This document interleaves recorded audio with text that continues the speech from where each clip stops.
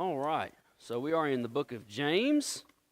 We are in chapter 5, the last chapter. We're not going to finish it tonight, but I think that by business meeting, we will be done. Business meeting's like in 3 weeks. I think, maybe 2. I don't remember. The deacons will know.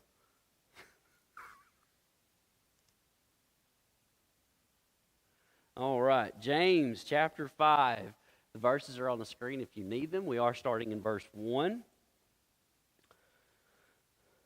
James chapter 5, verse 1.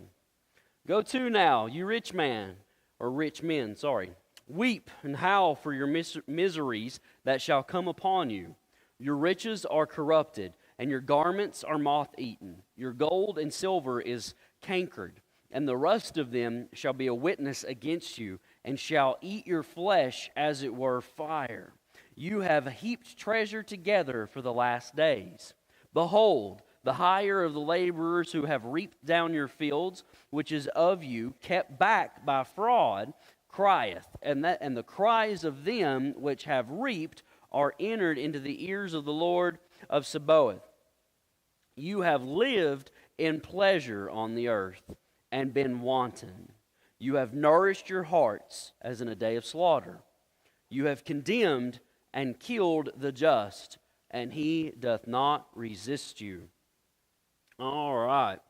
So now, James, you can go to the next slide. He's taking on a what would sound more like a prophetic tone, right? Like kind of that Old Testament prophet who is decrying some of the atrocities of the society that's surrounding him. And specifically, he's dealing with the rich. He's condemning them.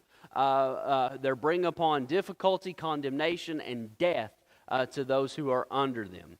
They have withheld rightly, or what rightly belongs to others. This goes against the law in Leviticus 19.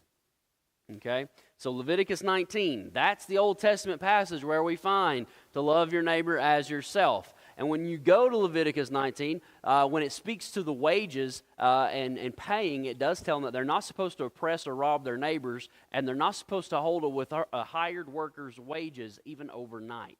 They're supposed to be paying them and paying them at the end of their, once they've done the work, they should get paid. Okay, that was the principle, and that was the law that was given in the Old Testament. So you have kind of this guidance, right? Because that's what we do now. When we look at the Old Testament, we can look at the Old Testament law, and we can look at them like guideposts. I guess is the best analogy that I've looked at, because we get to understand the character of God. We get to understand kind of what His expectations are. And then we look for parallels in the New Testament. If something's repeated, then we understand that, hey, we're still supposed to be following this. If something isn't explicitly taught, then we say, okay, what's the standard that we're learning from it? And so even whenever you go on into Proverbs, there's an expectation that gets taught. Do not withhold good from those whom it is due when it is in your power to do it. That comes from Proverbs chapter 3 and verse 27. So what the rich were doing went directly against teaching of Christ, even in Matthew 6. Okay? So these guys that James is dealing with, they have been storing up their monies. They've been collecting. They've been doing what they want to do. They've been making themselves more rich, and they are focused on increasing their own wealth. Does that sound familiar to you? Does it sound like it might be kind of prevalent today? I mean, we keep talking about it. People are people. They have always been people. Technology changes, cultures change, but people are people. And they have been about themselves since they decided to try the fruit. It was the lust of the eye, the lust of the flesh, and the pride of life.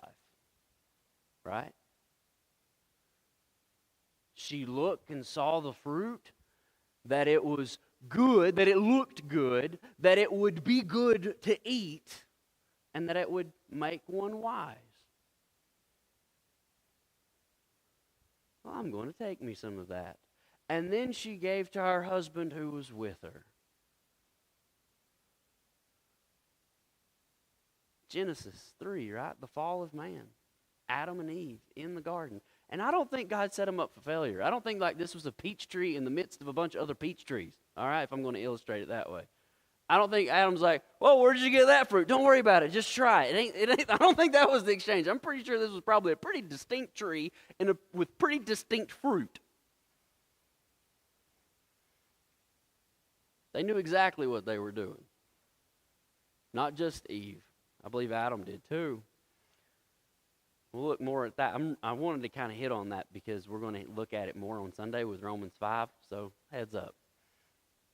But these rich, they're doing these things, and Jesus had given this instruction. So if you look at the screen, you got Matthew 6, 19-24. It says, "Do not lay up for yourselves treasures on earth, where moth and rust destroy, and where thieves break in and steal. But lay up for yourselves treasures in heaven, where neither moth nor rust destroys, or where thieves do not break in and steal. For where your treasure is, there your heart will be also. The eye is the lamp of the body. So if your eye is healthy, your whole body will be full of light. But if your eye is bad, your whole body will be full of darkness. If then the light in you is darkness, how great is that darkness? No one can serve two masters, for either he will hate the one and love the other, or he will be devoted to the one and despise the other. You cannot serve God and money." What are these guys doing? What does he say? You've got all these things. You've got the gold. You've got the silver. It's cankered, and the rust of them, they're going to serve as a witness against you. You have been storing this stuff up, and it's going to be a testimony against what you've been doing.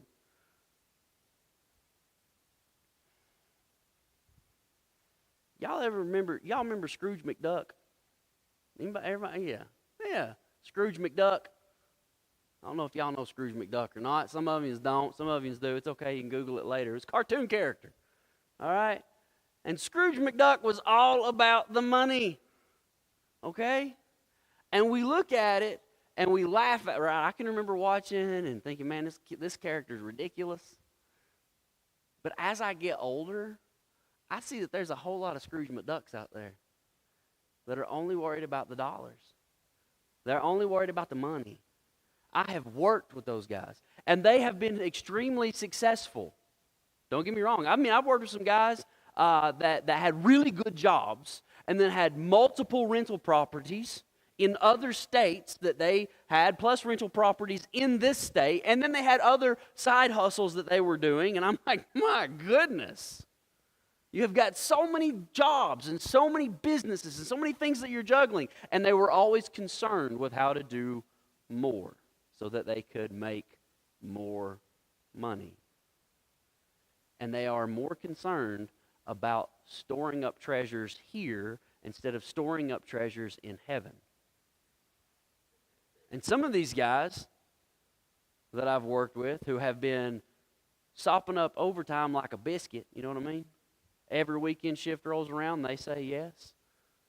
I mean, an ungodly amount of hours. Because, see, that was the thing at the lab, so at Oak Ridge, I had access to see who's working what hours because it was a union job, so you had to keep everything fair. And they had a whole list, and it showed everybody's hours that they had worked. These guys were working a lot of some of these guys, not all of them. There were some really great guys, but what I'm getting at is they were putting in all this overtime. That's going to be a 4-hour shift most of the time in the evenings. And most of them would not work a weekend unless they could get a Saturday and Sunday.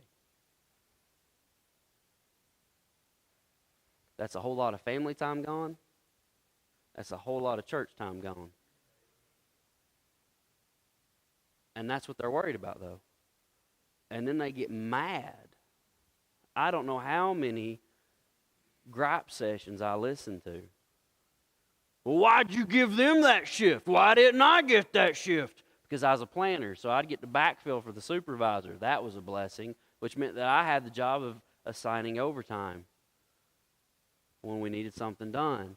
And they come in that office. Wow, wow, wow. They just gripe and complain and gripe and complain. I was like, I've got 5-year-olds that act better than you guys. The truth is, they're storing up treasures for themselves here on this earth, and they're not worried about what they're storing up in heaven. They're more concerned. They seem to be mostly concerned about serving money and not serving God.